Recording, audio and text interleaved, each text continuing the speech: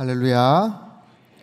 고난주간 특별 새벽 기도회 이번 한 주 동안 주님의 십자가의 사랑과 그 은혜를 더욱더 깊이 묵상하고 또 경험하는 복된 시간 되시기를 바랍니다. 특별히 사복음서의 저자들 그리고 사도 바울이 그들이 바라보고 그들이 경험하고 해석했던 십자가의 의미들을 우리가 살펴봅니다. 오늘은 마가복음에서 마가 요한이 바라봤던 십자가입니다.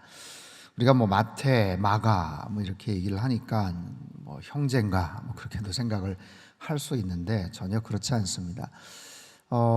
마가 요한이라고 이야기를 하죠. 이름이 두 가지인데 마가는 당시 로마식 이름이고 요한은 히브리식, 유대식 이름입니다.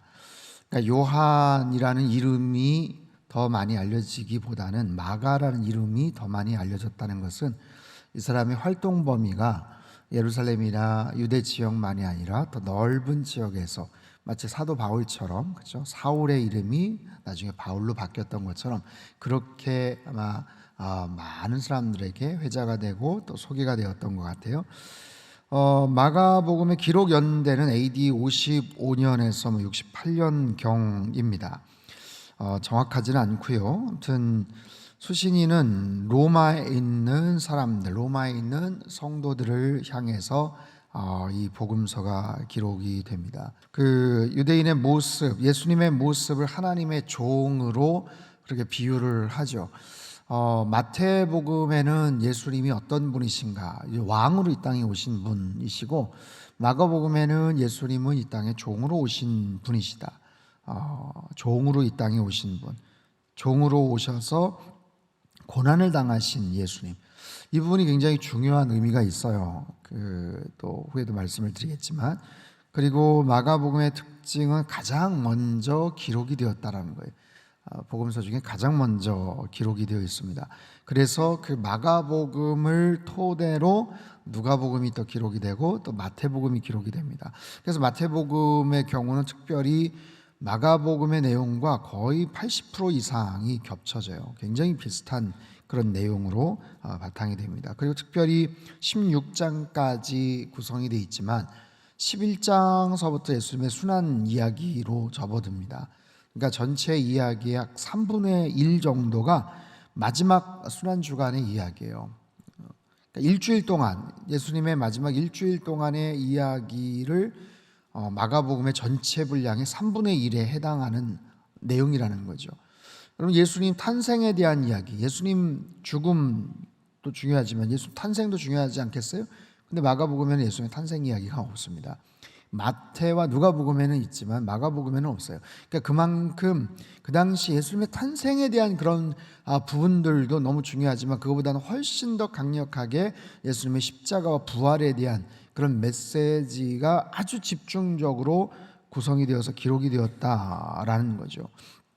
그럼 마가는 꽤나 부유한 재력가였던 그 부모님 밑에서 다른 청년들, 다른 사람들보다는 꽤나 유복한 생활을 했었던 것 같아요.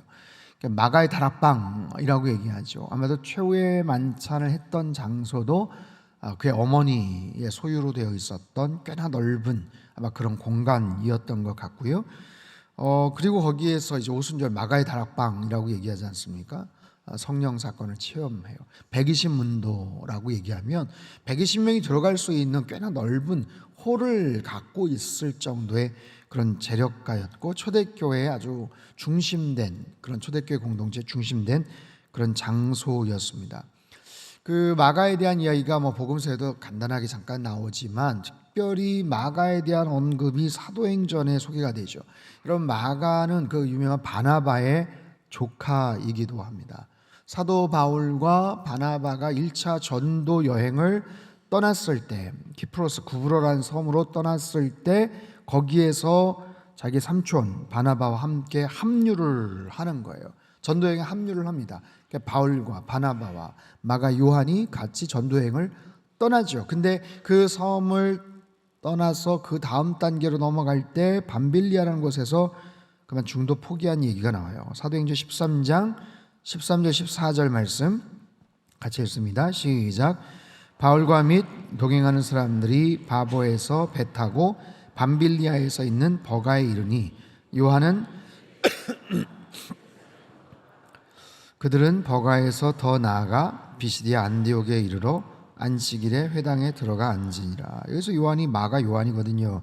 함께 동행을 했는데 밤빌리아라는 곳에 가서 거기에 버가라는 도시에 갔는데 거기에서 그냥 자기는 중간에 포기합니다. 중도 포기해요. 그리고 예루살렘으로 갑니다. 자기 집으로 가버려요. 여러 가지 이유가 있겠죠. 삼촌 말 듣고 떠났는데 삼촌이 처음에는 그 전도팀의 대장이었어요. 바나바와 바울, 바나바와 사울 이렇게 얘기했는데 그 전도여행을 하면서 어느덧 주도권이 바뀝니다. 바울이 대장 역할을 합니다. 어떻게 그것이 그렇게 가능했는지는 모르겠어요. 연배도 바나바가 훨씬 더 많고 바나바가 훨씬 더 경험도 많고 바나바가 바울을 콜링을 해서 어떻게 보면 담임 목사 또 부교역자 뭐 이런 구도라고도 생각을 할 수 있는데 그 주도권이나 그 영향력이 중간에 바뀌어버려요. 아마 그런 부분들 때문에 마가 요한은 좀 불만이 있지 않았을까. 삼촌이 주도권을 갖고 대장이었는데 뭐 중간에 뭐 어떤 갈등이 있었는지 서로 간에 뭐 합의가 있었는지 근데 그게 마음에 들지 않아서 자기는 그냥 드랍한 거예요. 포기했다. 이런 썰도 하나 있고 또 한 가지는 그 버가라는 곳에서 그 병을 얻었기 때문에 아무튼 그 지역에 있는 풍토병에 걸려서 더 이상 합류하기가 좀 어려웠던 이유 때문이었다. 뭐 이런 이야기도 있고 또한 세 번째는 앞으로 갈 여정에 겁이 덜컥 나서 포기했다라는 썰도 있어요. 세 번째 이 학설이 제일 또 신빙성이 있기도 합니다. 앞으로 가야 될 길이 굉장히 험난한 그런 상황이었거든요. 비시디아 안디옥까지 정말 사도 바울의 여정 가운데 가장 힘들었을 그런 여정인데 그곳을 간다고 거기까지 간다고 왜 꼭 거기를 가야 돼? 나는 못 가겠어.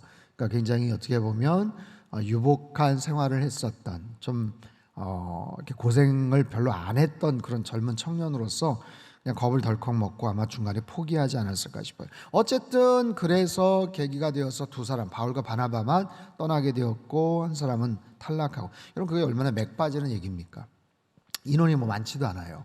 뭐 선교 여행을 갔는데 선교 아울리치를 갔는데 뭐 열댓 명, 20명 갔는데 거기서 한두 명이 중간에 뭐 어떤 여러 가지 이유로 인해서 중간에 저는 먼저 가야 됩니다. 뭐 이래도 김이 좀 살짝 셀 수도 있는 건데 뭐 그게 아니라 세 명 중에 한 명이 뭐 여러 가지 좀 뭐 석연치 않은 이유로 중간에 포기했다. 그러면 중간에 확 뭐 다운이 될 수도 있고 맥이 빠질 수도 있는 거죠. 근데 어떻든지 간에 그것에 대한 뭐 바나바는 자기 조카이니까 좀 옹호하는 뭐 측면이었지만 바울은 굉장히 속에서 뭐 열불이 난 거예요. 괘씸하다라는 생각까지 했던 것 같아요.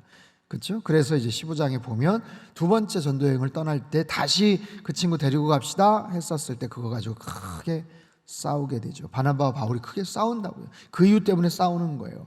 두 사람이 정말 완벽한 하모니를 이루었었는데 그 이유 때문에 끝까지 안 된다. 끝까지 그래도 데리고 가자. 내 조카라서가 아니고 뭐 제가 얘기를 하다가 아무튼 서로 그냥 팀이 깨져버립니다. 그 정도의 아무튼 빌미를 제공을 하는 거예요. 그 상황에서 뭐 바나바 바울도 속상했겠지만 마가 요한이 느꼈을 그 책임감, 부담감, 뭐 그 미안함 이거 아마 굉장히 오래 가지 않았을까 싶어요. 그래서 어쨌든 바울은 신라와 함께 소아시아 쪽으로 가고 바나바는 조카 마가 요한과 함께 다시 구브로 지역으로 떠나는 얘기가 나옵니다. 성경에는요 마가 요한에 대한 부정적이고 유약한 모습들이 소개가 됩니다. 마가복음 14장 50절에서 52절 같이 읽죠. 시작. 제자들이 다 예수를 버리고 도망하니라. 한 청년이 벗은 몸에 배 혼니부를 두르고 예수를 따라가다가 무리에게 잡힘에 버리고 벗은 몸으로 도망하니라. 제자들 다 뿔뿔이 도망했던 그런 현장 속에서 한 청년이 벗은 몸에 배 혼니부를 두르고 예수님 따라가다가 잡히니까 도망갔다. 이거 정말 생뚱맞은 그런 이야기. 이 얘기가 들어가지 않아도 하나도 이상하지도 않을 것 같고 굳이 이걸 뭐 밝힐 이유가 뭐 있겠나 싶은데 이게 본인이니까 아마 그렇게 얘기한 것 같아요. 본인의 굉장히 부끄러운 치부도 그냥 그렇게 얘기를 합니다. 나름 마음이 있었는데 예수님에 대한 사랑과 관심이 있었는데 붙잡히니까 에라 모르겠다 세마포옷을 뒤집어 쓰고 하다가 정말 적나라한 모습으로 부끄러운 모습으로 도망갔다라는 거죠. 아무튼 마가 요한은 굉장히 어떻게 보면 뭐야 이 친구 참 뭐 어머니 그 집에서는 그 잘 장소도 쓰고 이러는데 그 아들내미가 참 애가 좀 이상해 뭐 이럴 수 있는 거예요. 근데요 그런 마가 요한을 베드로가 거둡니다. 베드로가 자신의 제자로 자신의 수행원으로 나중에 영적 아들로 삼아요. 그래서 마가 요한과 함께 베드로가 같이 동역을 하고요. 베드로가 여러 사역들을 사도행전에 보면 소개가 잘 되지는 않지만 바울의 그 일정과 달리 그러니까 바울은 누가가 이렇게 계속해서 가는 여정을 공개를 하고 기록을 하지만 베드로도 나름 굉장히 열심히 많은 사역들을 하지 않았겠습니까? 베드로도 엄청난 일들이 많았을 텐데 그때 마가 요한이 동행을 하는 거예요. 그리고 특별히 헬라어에 아주 능통했던 마가 요한이 베드로의 통역관 역할을 하게 됩니다. 그래서 수도 없는 이야기들 베드로의 설교와 간증과 이 모든 것들을 마가 요한이 통역을 하는 거예요. 그러면서 합류를 하고 같은 팀을 이루게 됩니다. 그만큼 베드로에게는 아주 소중한 그런 영적인 동역자가 되고 아들과 같은 역할을 해요. 베드로전서 5장 13절 한번 읽어볼까요? 시작. 택하심을 함께 받은 바벨론에 있는 교회가 내 아들 마가도 그리하느니라. 여러분 보세요. 내 아들 마가도 그러한다. 베드로가 그 정도로 당당하고 자신 있게 이렇게 밝힐 정도로 마가 요한과 베드로의 그 사역들이 굉장히 아주 좋은 그런 팀을 이루었어요. 그렇다면 베드로의 제자, 베드로의 영적 아들로 알려져 있는데 사도 바울과의 관계는 어떠했는가? 바울 사도의 마음속에는 계속해서 부정적인 마음을 갖고 있었어요. 하지만 나중에 그 관계가 회복이 됩니다. 어떻게 회복이 되었는지는 모르겠습니다. 근데 나중에 뭐 골로새서에서도 보면 아무튼 그 지역에도 같이 있었던 것 같고요. 그리고 마지막 디모데 후서에서도 보면 사도 바울이 마가에 대한 애정을 갖고 있어요. 디모데후서 4장 11절 말씀 같이 한번 읽습니다. 시작. 누가만 나와 함께 있느니라. 내가 올 때 마가를 데리고 오라. 그가 나의 일에 유익하니라. 마가를 데리고 오라. 보고 싶다는 거예요. 그가 나의 일에 유익하니라. 관계가 회복이 되었죠. 좋은 모습으로 회복이 되었어요. 여러분 보십시오. 마가는 초대교회 12 제자 중에 한 사람도 아닙니다. 연배도 좀 아래였던 것 같고, 그래서 대단한 활약을 했을까 싶은데, 여러분 지금까지만 봐도 이거 굉장한 사람이에요. 마가 복음서를 썼잖아요. 이 복음서로 인해서 다른 복음서가 계속해서 기록이 됐잖아요. 자신의 어머니 집에서 최후의 만찬을 하고 오순절 성령 사건이 체험이 되고 베드로가 잡혀갔었을 때 밤중에 모여서 기도했던 장소도 그 어머니 집 바로 거기에요. 바나바의 조카입니다. 바나바의 조카. 베드로가 영적인 아들로 생각했을 정도의 그런 역할을 했어요. 베드로와 함께 로마도 가고 디모데와 함께 에베소에서 사역을 해요. 마가는 그 당시에 초대교회 알렉산드리아 굉장히 중요한 그런 영적인 그런 장소였는데 거기에 교회를 설립하고 최초의 감독으로 일했다는 기록이 있습니다. 여러분 마가 요한은 초대교회에 정말 어마어마한 영향을 나중에 펼치게 되는 아주 중요한 역할을 해요. 그렇다면 이 마가가 왜 복음서를 썼겠는가? 복음서를 왜 처음으로 썼겠는가? 자, 당시에 로마에 있는 크리스천들, 로마에 있는 기독교인들, 사도 바울을 뿐만 아니라 베드로도 아마 바울과의 동선이 다른 모습으로 겹쳐지면서 달라지면서 사역을 했었을 것 같은데 그 당시에 로마 정부로부터 엄청난 핍박이 예견돼 있던 그런 상황이에요. 그런데 예수님의 사도들이나 현장에 있었던 산 증인들이 하나씩 둘씩 세상을 떠났던 그런 상황들 속에서 예수님의 행적에 대한 기록 필요성을 느꼈던 거죠. 다른 많은 제자들, 같이 정말 동고동락했던 많은 제자들이 있었지만 그 제자들 자체는 여러 가지 이유로 인해서 붓을 들지를 못했고 쓰지를 못했는데 마가 요한이 아마 그런 동기부여를 강하게 받았던 것 같습니다. 그리고 여기저기서 많은 사람들, 자기도 이제 중견급 이상이 되고 교회 리더가 되어 있는 상황에서 사람들에게 질문을 받겠죠. 왜 이렇게 어렵습니까? 신앙생활 한다는 것이 왜 이렇게 힘듭니까? 그리고 로마 정부로부터 압박과 여러 가지 상황 속에서 왜 이런 고난이 계속 있습니까? 이게 맞는 겁니까? 이렇게 예수님 잘 믿으면 복 받아야 되고 형통한 삶을 살아야 되는데 이렇게 어려운 그런 일들이 계속해서 이루어지는 것들이 맞는 겁니까?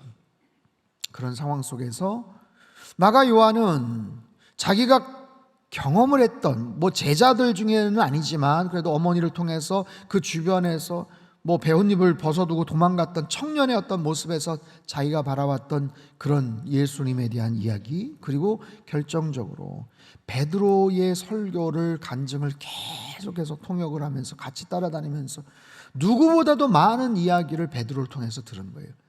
자기는 조금 더 먼 발치에서 예수님의 12 제자도 아니었고 그렇게 간접적으로 들었던 얘기지만 베드로를 통해서 생생하게 들었던 수많은 그런 이야기들, 그 중에서 특별히 예수님께서 이 땅에 어떤 마음을 가지고 오셨는가, 이런 마가 요한의 그 기록은 사실은 베드로의 시선입니다. 그렇죠? 조금 더 확장시켜서 얘기를 하자면 마태복음이 있고 요한복음이 있는 것처럼 마가복음은 사실 거의 90% 이상은 베드로복음서라고도 해도 과언이 아니에요. 베드로복음서예요. 베드로복음서. 베드로가 경험하고 베드로가 느꼈던, 그래서 그 일주일 동안 순환주간에 그 이야기가 마가복음에 그렇게 많이 분량을 차지하면서 기록하고 있는 거예요. 누구보다도 많은 묵상과 많은 고민과 많은 질문과 많은 통찰과 경험을 했던 베드로의 그 시선을 통해서 마가가 기록을 하는 거예요. 그 속에서 예수님은 고난의 종으로 이 땅에 오셨다. 섬기기 위해서 이 땅에 오셨다. 섬김의 종으로 이 땅에 오셨다. 그게 예수님의 본래의 정체성이다. 그리고 그것을 통해서 영광을 받으시고 그것을 통해서 하나님을 높여드리는 바로 그런 모습이다. 우리가 지금 핍박을 받고 고난을 당하는 것이 이상한 것이 아니라, 엉뚱한 잘못된 길을 걸어가는 것이 아니라, 잘못된 종교를 따라가는 것이 아니라, 지금 이것이 지극히 정상적이고 제대로 지금 그 길을 가고 있는 것이다. 그러면서 아주 생생한 그 당시에 예수님 당시에 있었던 일들을 소개를 하는 거예요. 그렇기 때문인지 특별히 마가복음에는 길에 대한 이미지가 굉장히 많이 소개가 돼요. 길에 대한 고민들을 많이 하는 적이 있어요. 예수님이 걸어가셨던 그 길, 예수님 왜 저렇게 고난의 길을 선택을 하셨을까? 왜 저런 길을 걸어가실까? 왜 저렇게 고통 가운데 걸어가실까? 우리도 그런 길을 걸어가는 것이 맞는가? 다른 많은 믿음의 후배들에게도 그렇게 이것이 맞는 길이라고 얘기하는 것이 옳은 것인가? 라는 그런 고민의 흔적들이 부단하게 많이 소개가 돼요. 그래서 다른 어떤 복음서보다도 길에 대한 이야기들이 많이 나옵니다. 자, 한번 읽어볼게요. 마가복음 8장 27절 한번 읽죠. 시작. 예수와 제자들이 가이사랴 여러 마을로 나가실새 길에서 제자들에게 물어 이르시되 사람들이 나를 누구라고 하느냐? 길에서 물어 이르시되. 마가복음 9장 33절 34절 같이 읽죠. 시작. 너희가 길에서 서로 토론한 것이 무엇이냐 하시되 그들이 잠잠하니 이는 길에서 서로 누가 크냐 하고 쟁론하였습니다. 길에서. 마가복음 10장 17절 말씀 시작. 예수께서 길에 나가실새 한 사람이 달려와서 끌어앉아 묻자오되 선한 선생님이여 내가 무엇을 하여야 영생을 얻으리이까? 마가복음 10장 32절입니다. 시작. 예루살렘에서 올라가는 길에 예수께서 그들 앞에 서서 가시는데 다시 12 제자들을 데리시고 자기가 당할 일을 말씀하여 이르시되. 마가복음 10장 52절입니다. 시작. 예수께서 이르시되 가라 내 믿음이 너를 구원하였느니라 하시니 그가 곧 보게 되어 예수를 길에서 따르니라. 보세요. 길에서 길이란 단어가 흔히 많이 나올 수 있는 그런 단어이지만 특별히 이런 관점을 가지고 봤을 때 유난히 길이란 단어를 많이 강조하고 있어요. 길에서 제자들에게 예수님이 질문도 하시고요. 그 길에서 한 청년을 만나서 대화도 나누시고요. 길에서 메시아됨을 말씀도 하시고요. 그 길에서 소경 바디메오를 고쳐주시고요. 그 길에서 예수님을 끝까지 따라가는 바디메오, 끝까지 예수님을 따라가는 바디메오. 여러분, 여기서의 길이라는 것은 어느 특정한 지역의 길을 지칭하는 것이 아니에요. 결국에는 예수님께서 걸어가셔야 될 바로 그 길, 바로 그 십자가의 길이죠. 지난주 설교의 제목처럼 내가 가야 하는 길, 예수님께서 걸어가셔야 하는 바로 그 길을 예수님은 정조준해서 가시는 거예요. 그 길을 향해서 한치의 오차도 없이 망설임도 없이 흐트러짐도 없이 그 길을 향해서 가시는 거예요. 그 길은 십자가의 길이고 골고다의 언덕길, 죽음을 향한 바로 그 길이죠. 여러분, 서두에 말씀을 드린 것처럼 마가 요한은 베드로 사도와 함께 그리고 다른 여러 상황으로 인해서 많은 여행을 했던 사람들, 아마 다른 제자들에 비해서 많은 여행을 했을 거예요.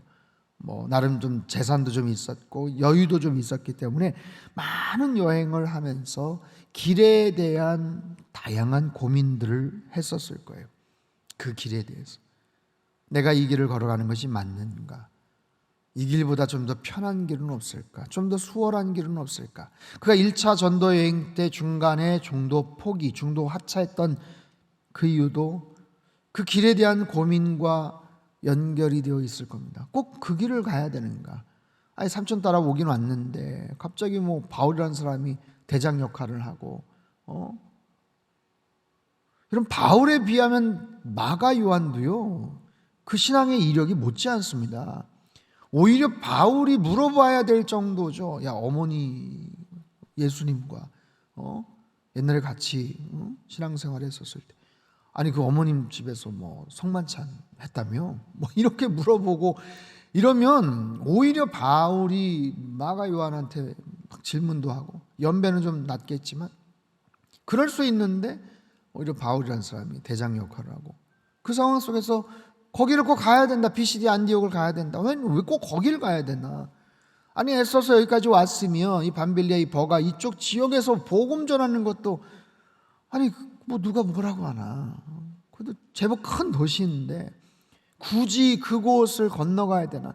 여러분, 나중에 이제 사도행전 그 본문할 때 한번 제가 또 소개도 하고 보여드릴 것 같은데, 어마어마한 산악지대입니다. 타우루스 산맥 2,500, 3,000m. 이건 보통 산자락이 아니에요. 정말 무시무시한 그런 산자락을, 요즘 그 튀르키예 지역 성지순례 가시는 분들은 아마 거기 경험을 하셨을 텐데, 버스를 정말 좋은 그런 에어컨 잘 나오고 편안한 버스를 타고도 몇 시간을 거쳐서 가야 되는 그런 곳인데, 그 당시에 그 산악지대를 걸어간다. 거기는 곳곳에서 도적대들, 강도들도 출몰을 하고요, 짐승들도 있고요. 정말 상상할 수, 아니 거기를 간다고? 그곳을 간다고? 그러니까 마가 요한은 그런 고민들을 굉장히 많이 했어요. 마음이 내키지 않는 거예요. 왜 꼭 그 길을 가야 되나? 겁도 나고 두려움 때문이기도 하고 평생 많은 고민들을 많이 했을 거예요. 그리고 그런 얘기는 자기를 영적 아들로 삼아주신 베드로를 통해서도 영향을 많이 받았겠죠. 그런 고민들, 그 주저함들, 그렇게 해서 후회되었던 일들, 여러 가지 그런 상황들 속에서 베드로를 통해서 들었을 예수님의 마지막 순환주간의 일주일, 다른 여러 가지 이유, 다른 여러 가지 사건들도 있지만 아마도 베드로를 통해서 가장 많이 들었을 간증의 하이라이트는 뭘까요? 여러분 보시면 간증을 와서 하시거나 새롭게 하소서나 이런 간증 프로그램에 보시면 그분들의 가장 힘들었을 때, 어떻게 보면 가장 밑바닥이었을 때, 가장 어떻게 보면 정말 부끄러웠을 때, 가장 어려웠을 때, 거기에서 정말 저는 극단적인 생각도 했었는데 거기에서 예수님 만나고 이런 얘기들 많이 나오잖아요. 그때 예수님께서 저를 찾아오시고, 그때 정말 나는 너무나도 힘들고 부끄럽고. 여러분, 베드로에게 있어서 가장 하이라이트는 뭘까요? 예수님 부인했던 얘기예요. 사실 예수님 부인했던 얘기예요. 여러분, 그 이야기는 다른 제자들이 막 손가락질하면서 저 인간 자기가 수석제자고 하면서 막 뽐내고 하더니 꼴 좋다, 이런 측면이 아니라 다른 제자들도 똑같은 거거든요. 할 말이 없는 거거든요. 베드로가 본인이 자기의 간증거리, 자기의 상황을 얘기를 했기 때문에 그렇게 오픈이 되고 소개가 된 거 아니겠어요? 자, 마가복음 14장, 우리 그 장면 한번 같이 보죠. 66절에서 72절인데 한 절씩 교독하겠습니다. 제가 먼저 66절 읽겠습니다. 베드로는 아랫뜰에 있더니 대제사장의 여종 하나가 와서 불 쬐고 있는 것을 보고 주목하여 이르되 너도 나사렛 예수와 함께 있었도다 하거늘 베드로가 부인하여 이르되 나는 네가 말하는 것이 무엇인지 알지도 못하고 깨닫지도 못하겠노라 하며 앞들로 나갈새 여종이 그를 보고 곁에 서 있는 자들에게 다시 이르되 이 사람은 그 도당이라 하되 또 부인하더라. 조금 후에 곁에 서 있는 사람들이 다시 베드로에게 말하되 너도 갈릴리 사람이니 참으로 그 도당이니라. 그러나 베드로가 저주하며 맹세하되 나는 너희가 말하는 이 사람을 알지 못하노라니. 같이 읽죠. 닭이 곧 두 번째 울더라. 이에 베드로가 예수께서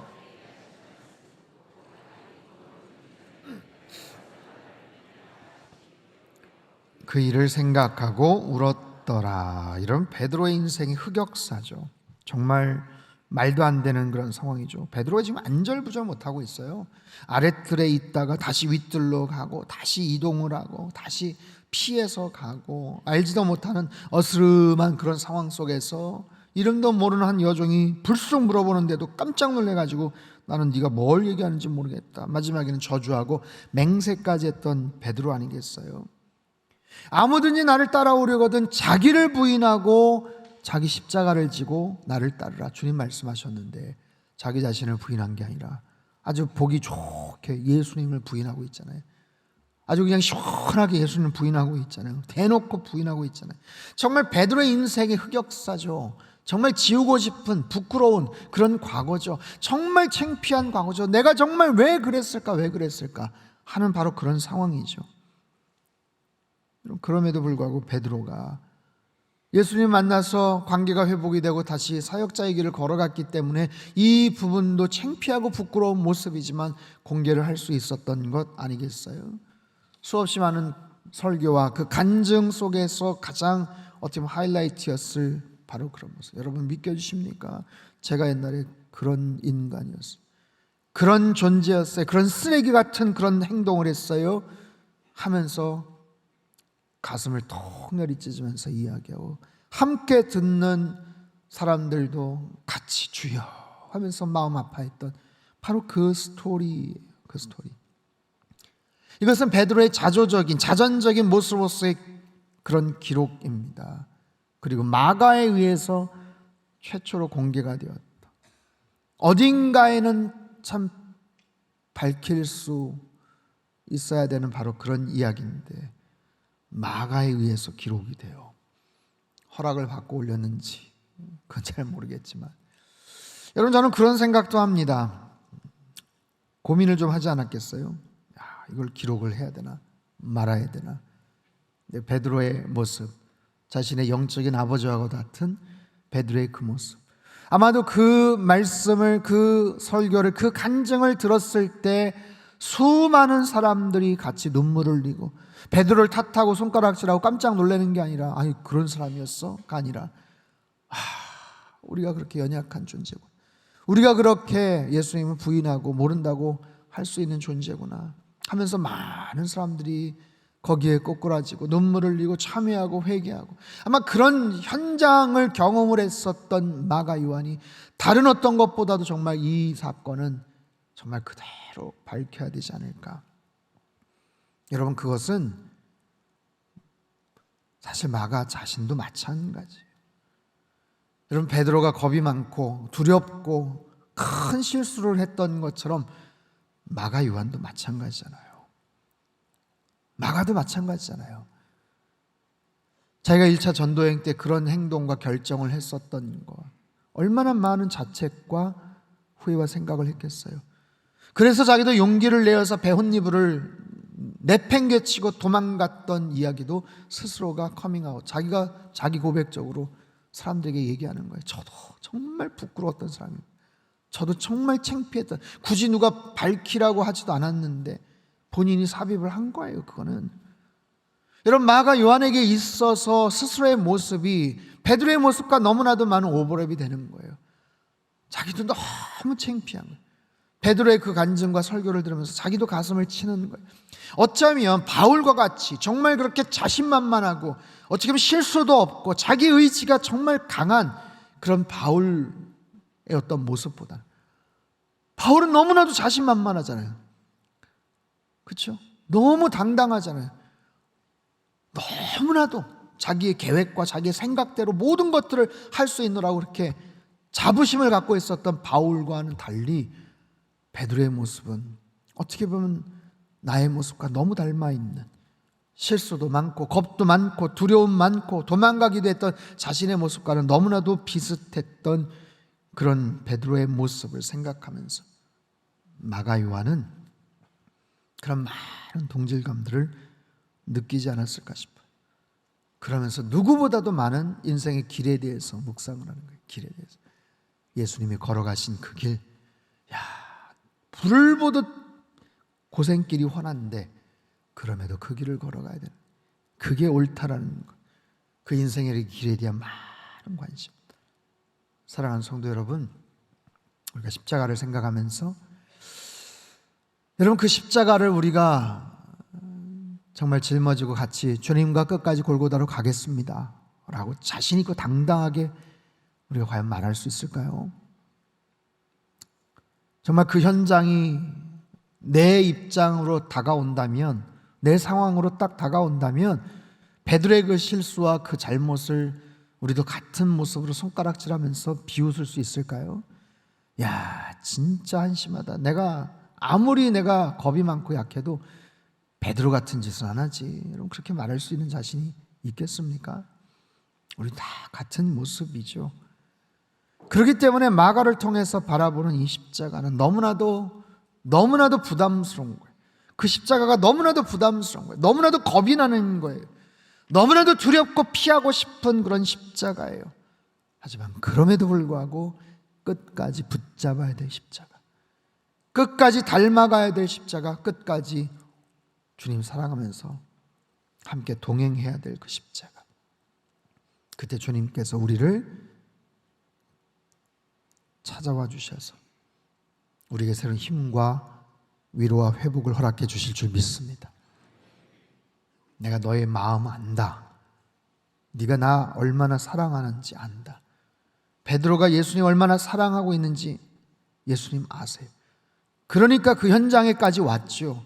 다른 사람들 다 도망갔지만 와서 큰 잘못과 실수를 한 건 맞지만 어쨌든 그 마음이 있기 때문에 그 현장에 왔던 것 맞죠. 마가 요한도 마찬가지예요. 두렵고 떨리지만 예수님 걱정이 돼서 쫓아갔던 거 아니에요. 그러지 않으면 뭐 하려고 쫓아갔겠어요. 그러다 갑자기 붙잡히고 너 일로 와봐 하면서 하니까 겁이 나가지고 도망갔던 거 아니에요. 그 마음을 예수님 아시는 거예요.